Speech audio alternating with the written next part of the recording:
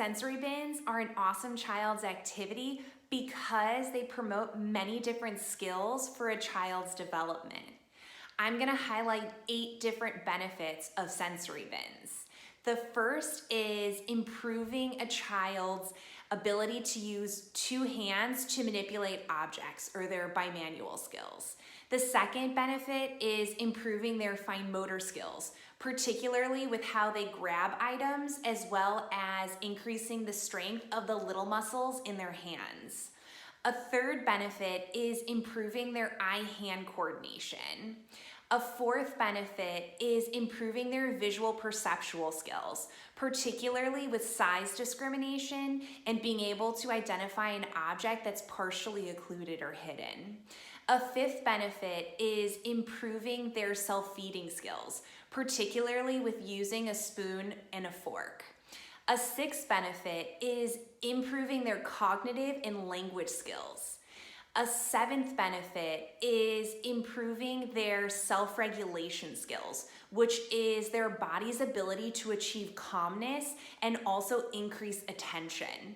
And the last benefit is that it provides a sensory experience by exposing your child to items of different textures. And so now that you know that these benefits of this, I'm going to go over how you can make a sensory bin, as well as 9 different ways that you can have your child engage with a sensory bin in order to promote those benefits that I just went over.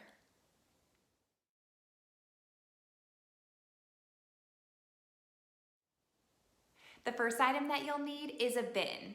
Ideally, it'll be one that's bigger than a shoebox, as well as clear and plastic.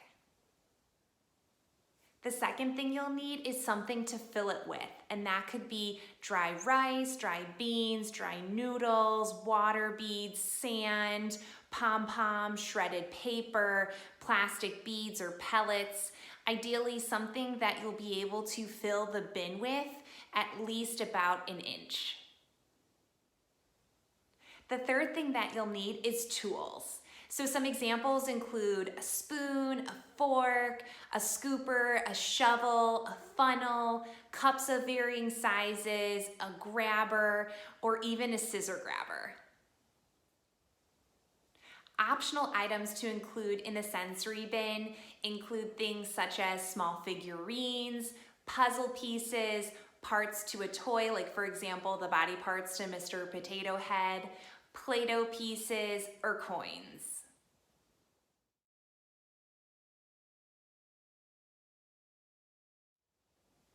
A great activity that works on your child's fine motor skills, particularly their grasp patterns and strengthening the little muscles in their hands, is by having your child find items in their sensory bin using things like tongs or like a grabber. So you can just have your child practice grabbing whatever you filled it with this little scoop grabber that I have here. Or you could have them practice trying to get items out of the sensory bin that you've placed in there. A great activity to use your sensory bin for is practicing self-feeding skills, particularly using a spoon and a fork. And so that way your child can get more opportunities to be familiar with how to hold a spoon, how to hold a fork, and how to use it properly. So you could have your child practice scooping up some of whatever you filled your sensory bin with, and then have them practice, say, feeding their favorite toy. Or you could just have them practice scooping it up, putting it into a bowl. Other things you can do are putting in little pieces of Play-Doh and then having your child work on piercing the Play-Doh using the fork. And then they could either try to feed their favorite toy or just work on scooping them and putting them back into the Play-Doh container. A great way to initially expose your child to scissors or work on their scissor skills is through using a sensory bin. So if you have a pair of scissors like these here that are essentially a little scissors that have a little grabber component to it, you can have your child work on opening and closing these scissors in order to grab items in their sensory bin. It's a great, safe way, worry-free way of having them practice their scissor skills. Scooping or pouring using various cups or even scoopers in your sensory bin is a great activity that can work on your child's ability to discriminate items of different sizes as well as their eye-hand coordination. So basically what you'll do is you'll just have your child scoop up and then they can just pour into another cup, and that will help them to prepare for being able to pour juice from the bottle into their cup, as well as if you have them fill up one cup all the way to the top and then have them transfer it to another cup, they can work on seeing which cup is bigger based off of how it fills the cup.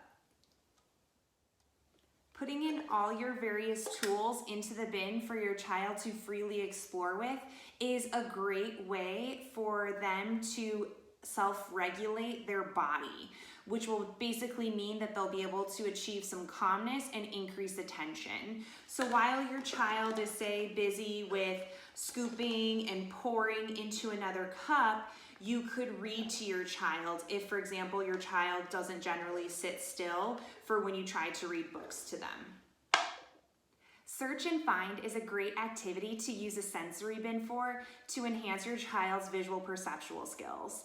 The particular skill they'd be working on here is being able to identify an object that's partially hidden. So what you can do is you can say, for example, put all the body parts to Mr. Potato Head in the bin and then ask your child to find a particular body part and put it in Mr. Potato Head.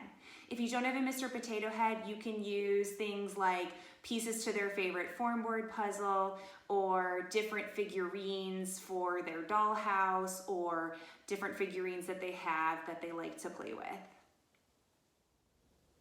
Sorting is a great activity to use your sensory bin for to help your child learn how to categorize items by color, shape, or size. So what you can do is hide items into the bin and then have your child sort them. So for example, putting the yellow ones in the yellow cup and the green ones in the green cup. Identifying objects is a great activity to do with a sensory bin. So you could say use the pieces to Mr. Potato Head, have them scattered throughout the sensory bin like I have here, and then have your child work on identifying body parts. Like, what's this? A hand. Or what's this? An ear. What's these? Eyes. You can even substitute it for letters or numbers, or you could even put in different random household objects like coins or markers, spoons, just to get them to be identifying different objects. Another great activity to use your sensory bin for is having your child practice counting. So you could fill it with a number of items and then have your child practice counting the number of items they see in the bin. Or for the advanced child, you could have them practice counting how many circles they see or how many yellow pieces they see. And that way they can get a really fun way to practice counting in many different ways.